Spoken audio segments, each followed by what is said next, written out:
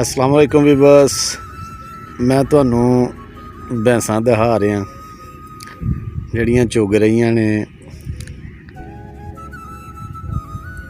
ए देखो जी, लड़ाई भी हो रही जे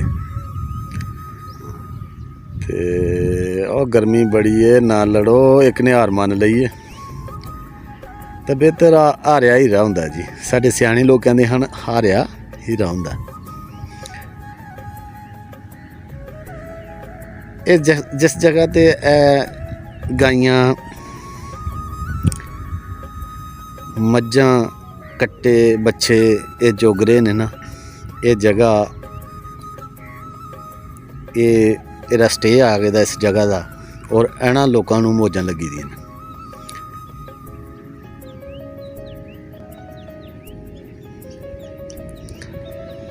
ये मतनाज़ा जगह हो गई दी है।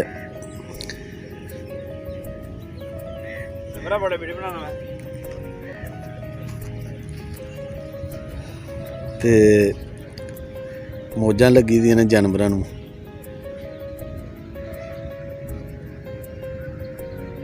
चलो इसे बहाने लोग डंगर चार लेंदे ने, नहीं तो कौन अपनियां पैलियां च कोई डंगर चारन दिंदा।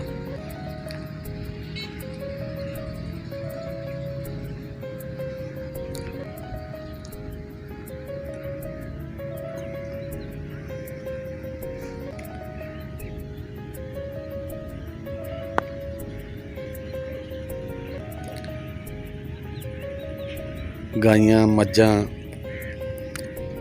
छोटे बछड़े चुगदे पे न। गर्मी भी बहुत ज़्यादा है।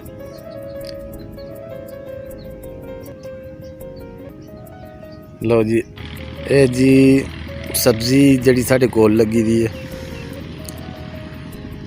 यह वो सब्जी लगी दी है जी।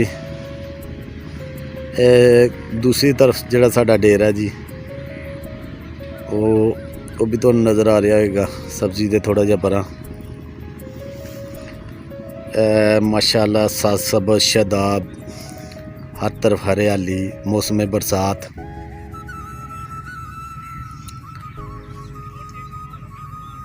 ते जी अंबा दा बगीचा जेह्ड़े तुहानू दखांदे रेहा कंब नस्ली ने।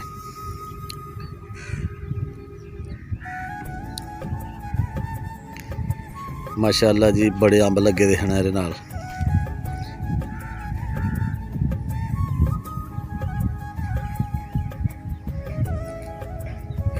चुराल बैठे दे ने जी डंगर चारन वाले छावें। ते सामने जानवर चुगदे पे ने, मज्जां गावां।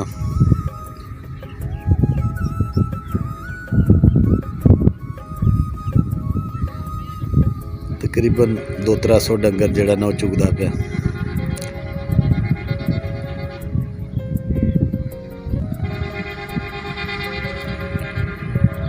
और सड़क के किनारे दे नाल भी तकरीबन डंगर चुगदे पे ने, तुहानू अगे भी दस्सिया है।